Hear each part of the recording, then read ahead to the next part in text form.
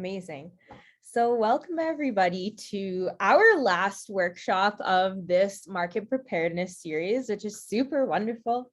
So I'm Mackenzie, so dancing the Totamak, Kamamak Mackenzie Branded Tigasan, Nimiwi Sagahigane Koshinia, Mohkinstes, Utusquinik, Miigwech weekends. So I hail from Sturgeon Lake Cree Nation, but I live in Treaty 7 territory now in Mohkinstes, or we call it Utusquinik in Cree, which means the bow. And yeah, I'm the Director of Industry Development with Indigenous Tourism Alberta. And I'm joined here with Tom. Tom, if you want to introduce yourself. Hi, everyone. Thanks, Mackenzie. Yes, I'm Tom. I am the Director of Marketing for ITA. I'm also in Mohkinstsis on Treaty 7. So really happy to be here. I'm fairly new to ITA, but I feel like I've learned a lot and been warmly embraced. So it's been great the last 3 months that I've been here. I've lived in Calgary all of my life. My family on my mother's side is back a few generations in Calgary, and my father's side comes from the French communities of northern Saskatchewan. Yes, we've been doing lots of great marketing work. So I'm happy to be on here with Mackenzie sharing about Export Ready. Yeah, so our webinar today is all on being export ready. So if you haven't checked out the first iteration of this webinar, I highly recommend that. You can find that just on our website, which is www.indgenoustourisamalberta.ca. And you can go to the market preparedness series, and then you can watch, if you wanted to watch the visitor ready webinars, the market ready webinars, and then of course, now we're here on our export ready market preparedness webinar. So we have acknowledged the lands that we are from, but I am actually right now, I'm in Amiskwaciwâskahikan, Treaty 6 territory. So we have members all across the province of Alberta, what we know now of as Alberta. And so we'd like to acknowledge, the Treaty 6, 7, 8, 4, and 10, as well as the 6 Métis regions of the Métis Nation of Alberta and the 8 Métis settlements, because we're the only province in Canada to have Métis settlements, and that is wonderful. And so we like to acknowledge the land that we are currently on. You already know who we are, so now you can just look at our fashion winter headshots.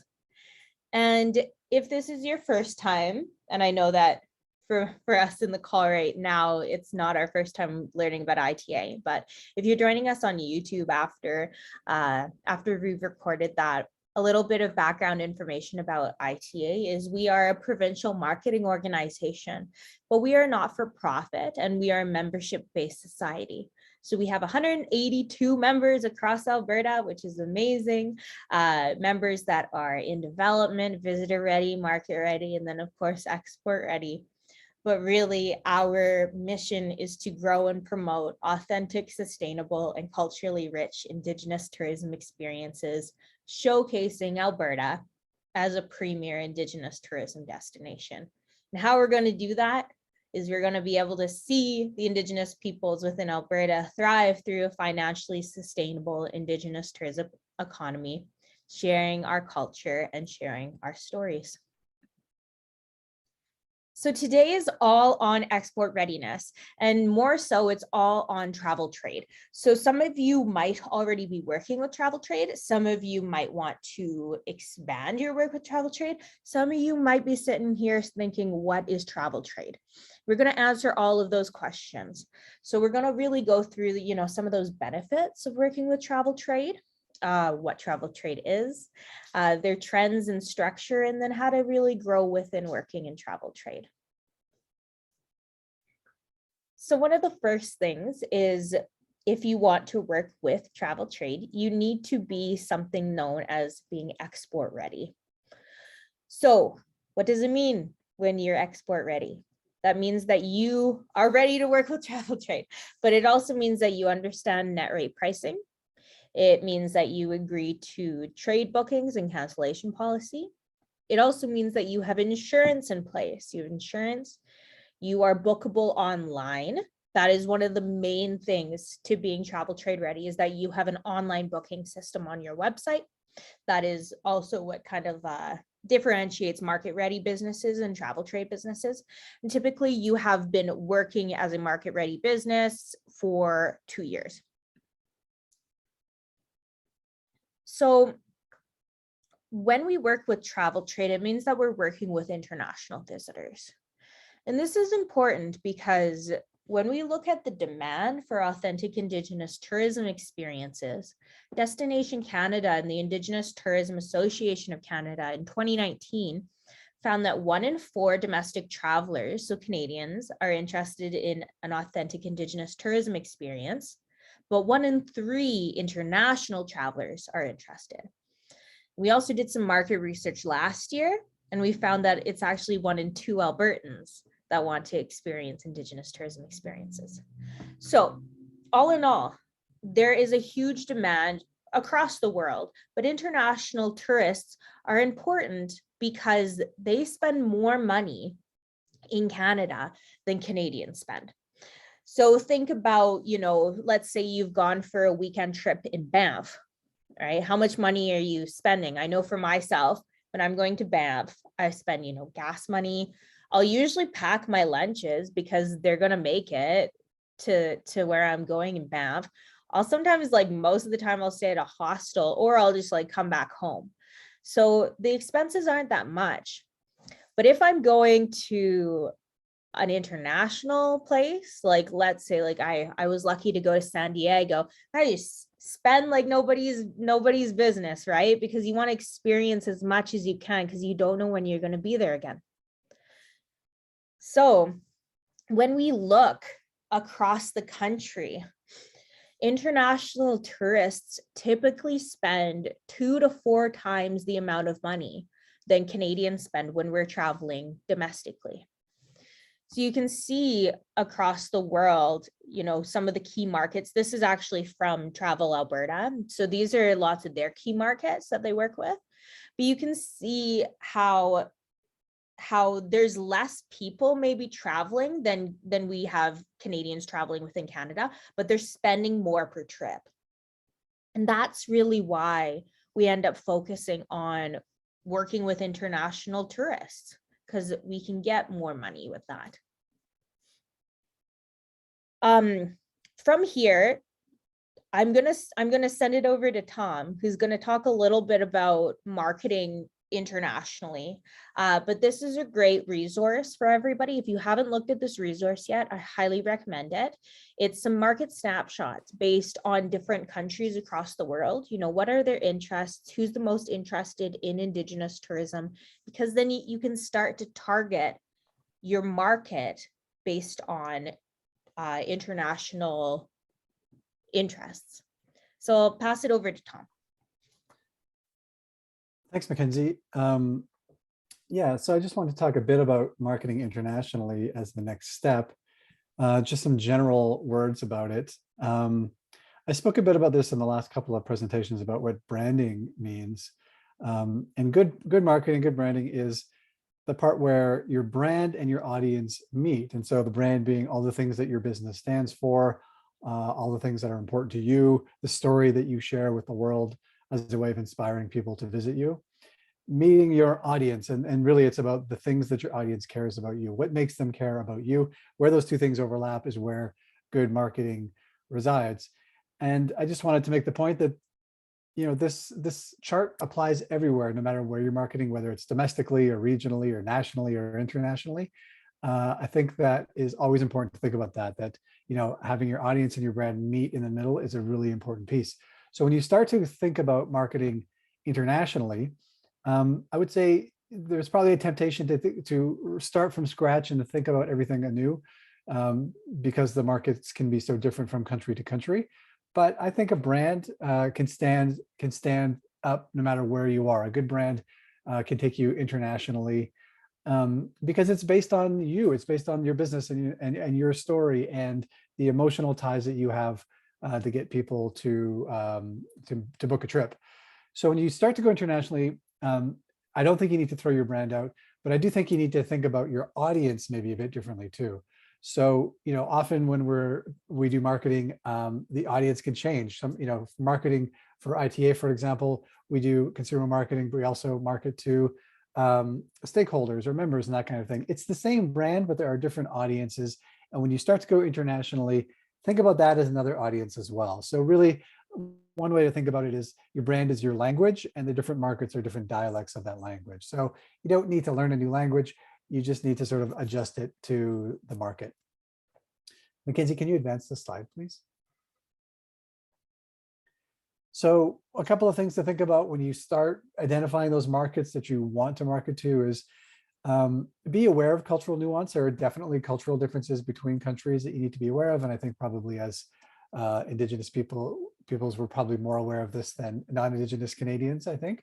There are cultural nuances to pay attention to, but also the story and the emotion of good marketing tends to be universal. I think relating to the world through story is a human trait. It's not a nationalist trait. We all feel the same emotions no matter where we are in the world. So I do think the best branded marketing is universal, but you can't ignore those cultural nuances as well. So it can be really difficult to get all of that together as your small little business, or even as you grow. It's really difficult for big businesses to market internationally. So the last point on there is don't go it alone. I think partnerships are so important when we talk about marketing internationally. And that's really where we want to focus a lot of our work on. So if you can skip ahead to the next slide, please, Mackenzie. And so you can think about, this is where we start to move into travel trade. This is really where I think a lot of your international marketing and focus and sales should be focused on is the travel trade. You've got your business strategy, you've got your brand strategy, and you've got your markets around the world, but there are different audiences for those. And I think of these all as different audiences. There's the consumer market, there's the meetings, conventions, and what's IT again? I always forget. It's always nice. Meetings, incentive, and travel. There it is. Meetings, conventions, and incentive travel. That's another audience.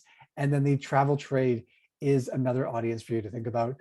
And that's what we'll spend most of this time thinking about too. So I think I'll pass it back to Mackenzie now to talk a bit more about travel trade. Thank you, Tom. Yeah, so the nice thing about travel trade, and we'll get into some of the benefits, but it is tough to market internationally, but working with travel trade means that you don't have to do it alone. And a lot of these businesses, that is their bread and butter. That is what they are the best at doing. So we always say, just like Lisa Lima from Travel Alberta says, do what you do best and partner for the rest. So what is travel trade? Travel trade it's that term that we use in hospitality and the tourism industry to describe all intermediaries that work with international tourists to bring them to Canada. So we have within this pool, this family of travel trade, we have receptive tour operators, commonly referred to as RTOs. Travel trade is also when you start getting a lot of acronyms. So this is like the terminology cheat sheet. There's travel agencies. There are tour operators as well, but don't think of them as yourself as a tour operator. They work with international.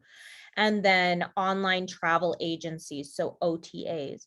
So if you've ever booked a trip on Expedia is an example of an OTA. So if you've booked an Expedia trip, you've engaged with the travel trade. If you've gone to that little corner store in your town that sells travel experiences, or you can always see like sandals and like a beach, and you're like, I want to go there. You go in, they book your trip. That's a travel agency. You are working within the travel trade system. There's a lot of benefits to working with travel trade. You get diversification. It means that, you are able to diversify where your revenue is coming from internationally. There's a really high yield as well. Again, as we had said, people spend more when they're traveling internationally. And then you can really build your business from there as well. So an RTO, remember I had said that word, a receptive tour operator. These are kind of the people that are really, really involved with the travel trade.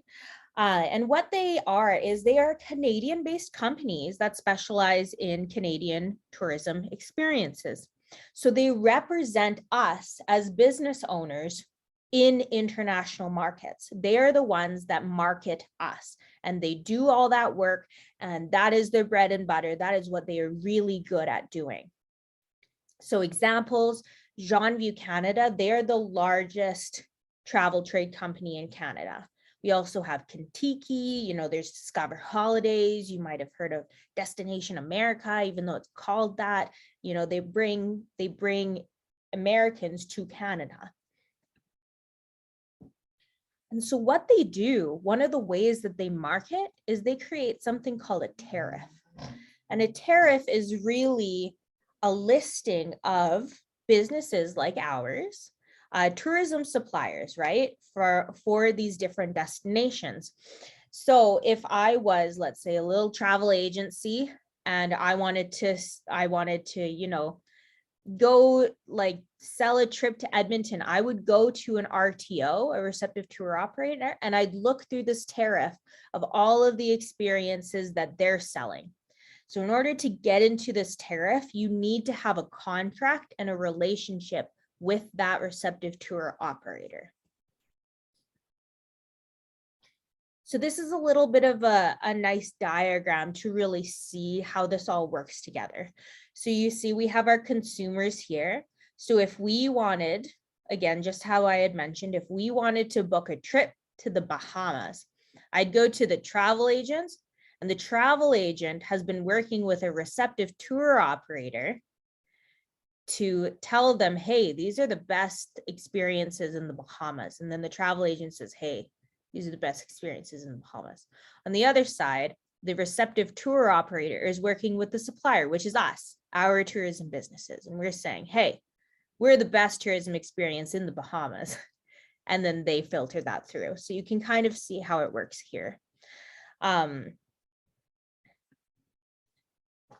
So some of the benefits, when you're working with a receptive tour operator is they provide the ability to reach new markets. They have those existing relationships with international tourists. So you don't have to go out there and build these relationships, because that's a lot of work, right?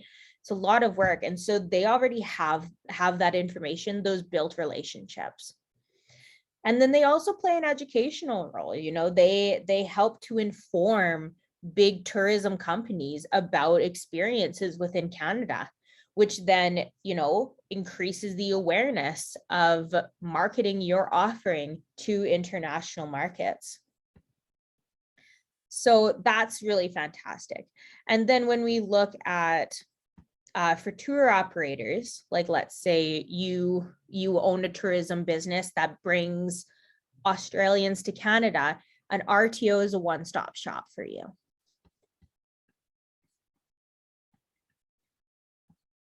A lot of times when people think about working with travel trade, they think about these big bosses, right? There was a time when going international meant that you got on a big bus and it shipped a bunch of people across the country. But that's not what travel trade really is. Of course, there are those big bus tours. They're called group tours, where you have like that escort, right? Scheduled departures, you have a fixed itinerary, you travel as a group. There's a driver and a dedicated guide. I was on one of those once when I was like 15, and my grandma booked us a trip to Paris. And I got there and everybody was 80. Like I was the youngest person. It was a whole arts trip across Paris, but we were a part of a big bus tour and we were shipped around. But there's also something called fully independent travel, which means that they're independent, or they're small parties. They have a little bit of a customized and tailored itinerary, but it's not a guided tour. And then you can also have independent group tours too, that can go daily, and they can also be customized as well. So if you're thinking about working in travel trade, don't just think of it as the big bus tours. Like everybody can work within travel trade. And when you start working with RTOs, working with travel agents, all these things, you end up signing contractual agreements with the partners. And these are governed by laws to protect yourself, to protect the company, and to protect the travelers when they're traveling to different countries, right? So this means that you need to be confident that whatever you signed off to deliver on, that you are able to actually follow through with, because it is a contract. It also means that you offer cost-effective sales and distribution channels. So I'm going to get into this because net pricing comes into play, this term called net pricing. And then finally, as well, important to consider commission structure when working with travel trade. And again, this is really based off of net rates, which I'm going to be getting into. Some of the essentials to become export ready. And if you're missing any of these or don't know where to go, feel free to reach out to us, or you can look at the national guidelines as well. They have some really awesome stuff. But in order to work with travel trade, because you're working with international tourists, you need these things in place. Companies, RTOs actually won't sign a contract with you unless you have these in place and can prove that. So you need, your licenses and insurance, payments from overseas clients. How are you going to take payments? Lots of companies will pay via vouchers or wire transfers. And this is also why it's important to have an online booking system so you can take those payments from overseas clients. You offer net rating, net pricing. And then it's a long-term commitment. Most of these contracts are 2 to 3 years. They might even be 2 to 3 years out, but they typically last about 2 to 3 years. So they are a long-term commitment. And then it also means you have to be willing to adapt or serve the needs of international clients. Kayla and Curtis really go through this in their the part 1 of working with export in being export ready. There are different needs of different cultures across the world. And so are you able to adapt to that and to change your experience if that's what's needed? Okay. So now I'm going to get into something called net rates and retail rates. So as I had mentioned, when you're working with a receptive tour operator or in travel trade in general, you have something that's called net rates. Net rates means, well, actually, I have a slide next, but I wanted to kind of show this, and we'll come back to this because it gives a really good visual. But what the difference is between a retail rate and a net rate is a retail rate is what you charge your consumers when they're purchasing your experience directly from you. So these are the rates that are on your website. These are the rates that can be on flyers, all these different things, right? And so I have a note here that says flat sheets, and I'll get into flat sheets, but you'll want a flat sheet with retail rates. We're not there quite yet. So let's say your retail rate is $50. People who book your experience, it's $50 per person. But when you're working with a receptive tour operator or travel trade as well, you have something called a net or a commissionable rate. So that's the rate that is typically 25 to 30% off of your retail rate. So if you're working with a receptive tour operator, 25 to 30% is typical. If you're working with a tour operator, 15 to 20. And then if you're working with a travel agent, it's 10 to 15%. So it kind of changes. You negotiate these with the travel trade person that you're working with. You'll negotiate this rate. So why do we give this rate? Well, it's because in turn, the company that you're working with, they have to make money somehow. And in turn, part of the partnership is then they go and they market the experience and they guarantee that you're going to have people come to your experience for 2 to 3 years. So that's really cool. So that's why this costing kind of comes into play. So an example, right? You have your $50 a person experience.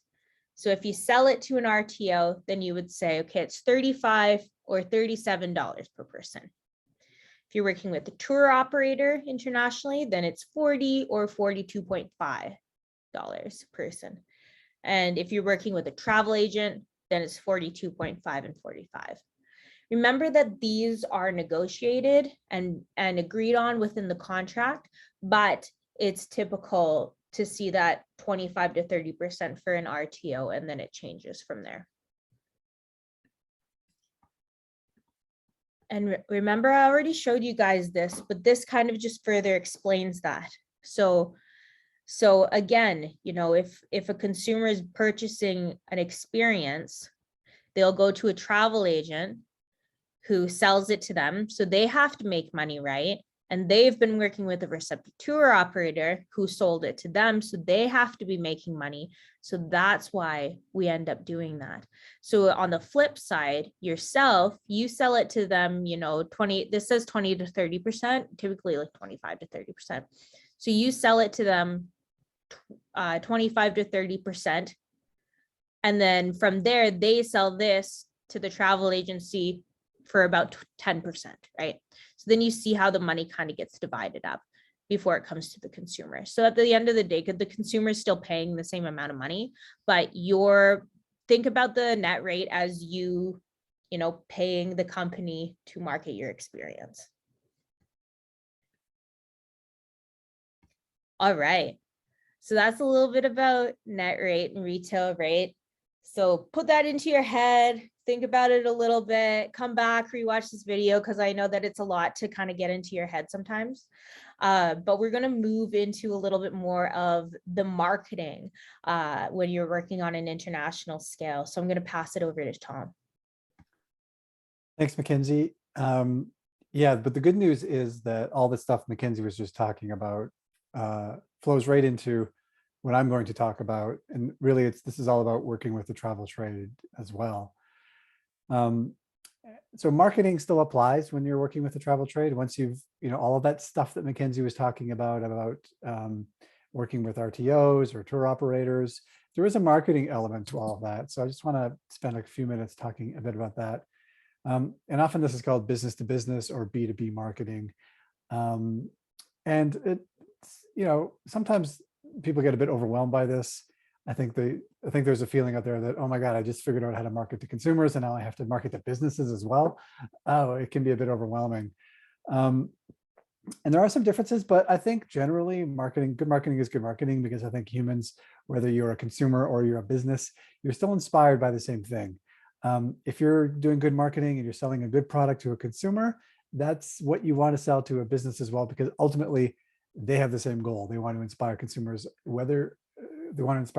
to buy your product, no matter which country they're in, whether they're somewhere else on the other side of the world or not. You all have the same goal. But like I said before, when you're marketing to businesses, the audience is a little bit different too. So your message and your brand and all that can be very similar, but you have to think about the realities of a business audience. So I would think that when you're thinking about marketing to a business rather than a consumer, you have to think a bit more about what the business is looking for. So things like pricing is really important, timing, seasonality, like the practicalities of that sort of thing are more important to get in front of the business that you're marketing to than on the consumer side.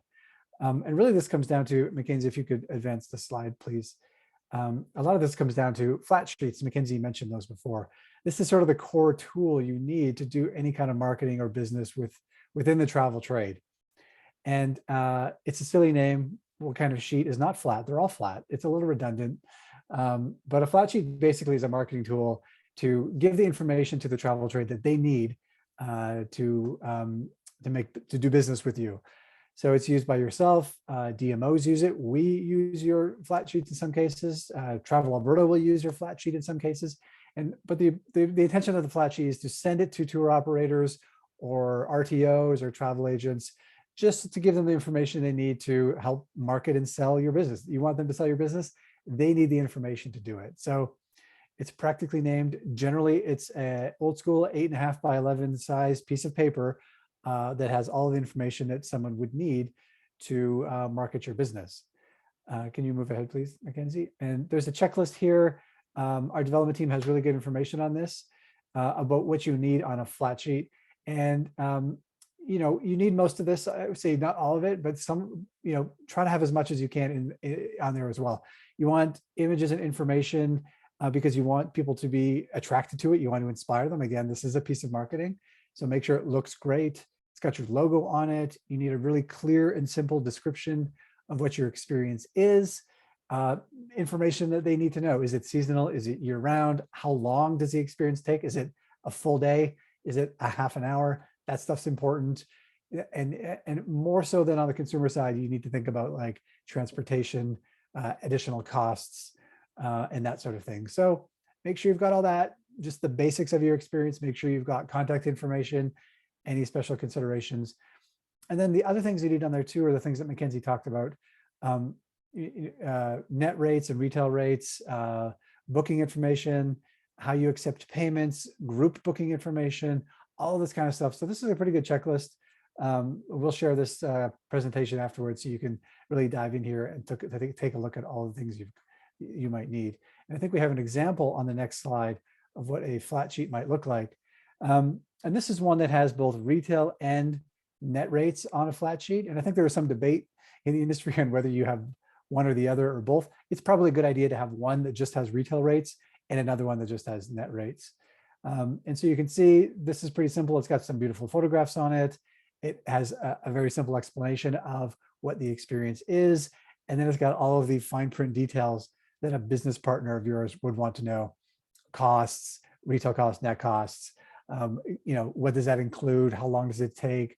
This is a 3-hour experience. It happens between 7 to 10 p.m. every night. All that kind of practical stuff that someone really needs to know to sell your business. Think of like a tour agent sitting at the desk with a consumer across from them. What's the information that they need to know to help that consumer book their tour, book their itinerary, and make for a great experience? So fundamentally, that flat sheet really is the most important piece of international marketing. Yeah, go ahead, Mackenzie, that's good. Bookings require, and so here's another one, just other examples of things that you need. Just make it as simple and clear as you can. Contact information is important on there as well. So there's lots of examples in the tourism industry. We can certainly share some with you. They are everywhere. You should, once you start thinking about your export readiness, this is a key piece of it in a lot of ways. So let's move ahead. I think there are some good national guidelines here. I might pass this back to Mackenzie because she's got more to say about this than I do. Go ahead, Mackenzie. Absolutely. Yeah. So the national guidelines, of course, they give you a lot of really good tools, those kind of step-by-step things that you need to have in place in order to work with international tourists. And it changes depending on what sector you're in. There's different international standards for accommodations, attractions, retail, food and beverage, transportation, outdoor adventures, and then of course powwows and events. So you can check out the national guidelines. You can also check out the self-assessment too if you're kind of unsure where exactly you are in terms of the market preparedness. And we will send out our development matrix. So this is a new resource that we've created that again is that nice check box list that gives you some of those next things that you need to be working on for your business.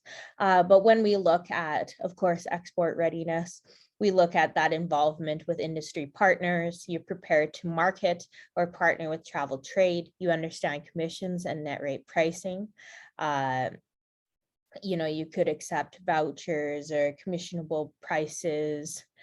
You'll agree to guarantee trade bookings and pricing 18 months in advance, right? This is a long-term investment kind of thing, which is really awesome. My mom with Warrior Women, she primarily works with international tourists, and it's fantastic because she already knows what 2023 and 2024 are going to look like, right? She's already booked for those dates. So that's really wonderful because then you can work and you don't have to chase tourists as much sometimes as you do with domestic tourists.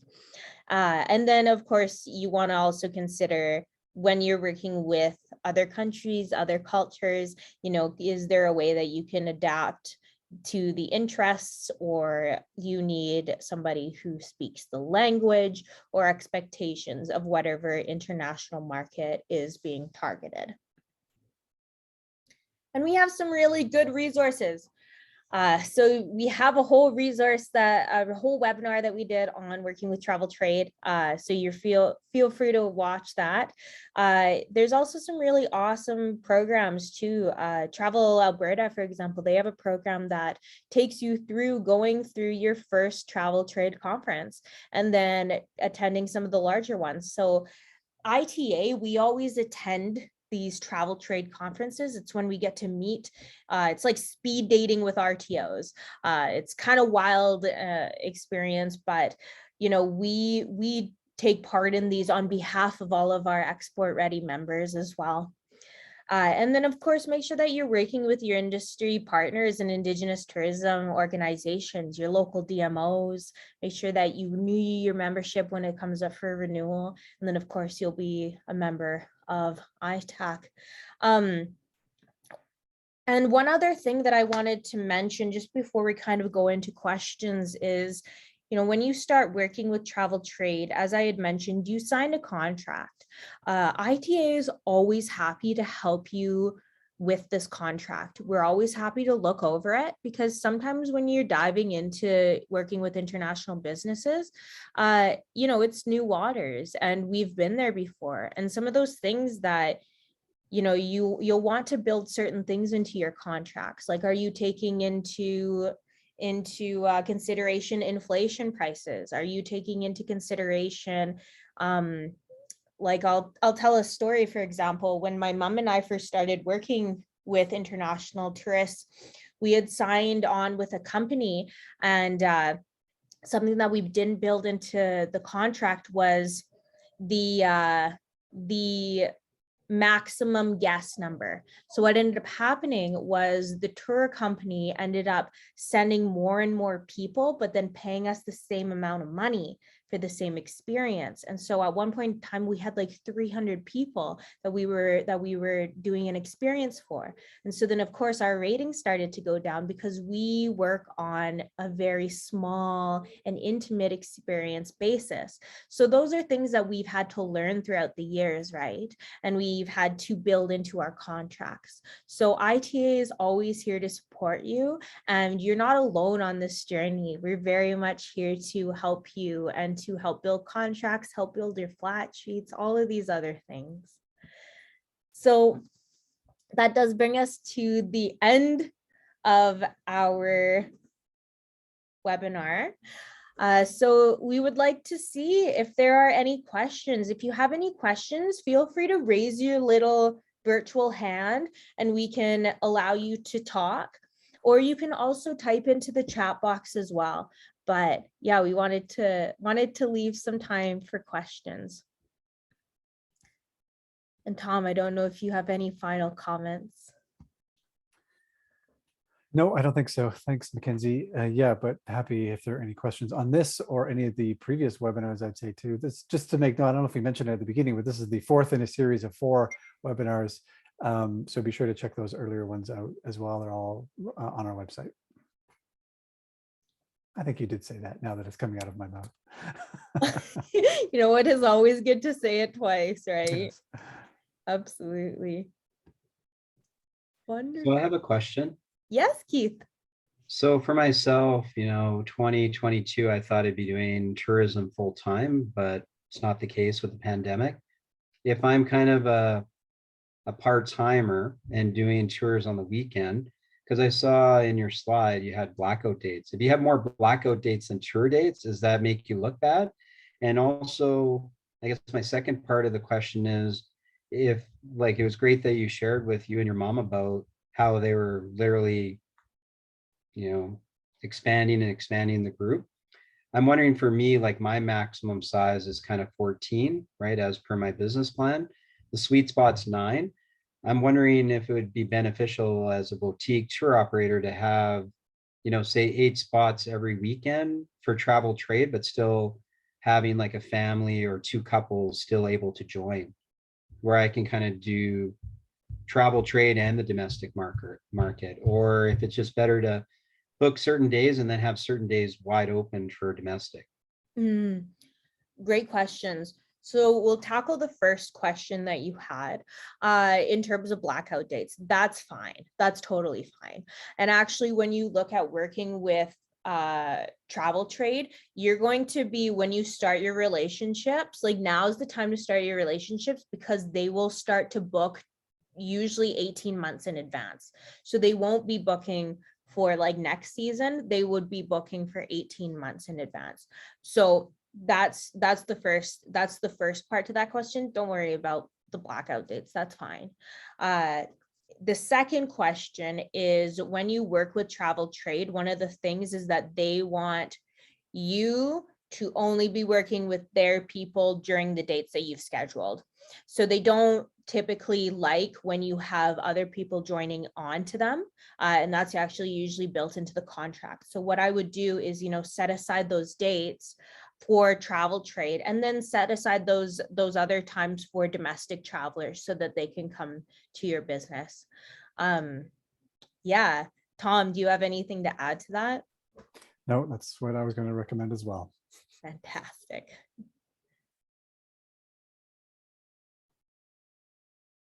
Awesome. All right. Are there any other questions? I hope that helped, Keith. Yeah, thank you very much. Of course.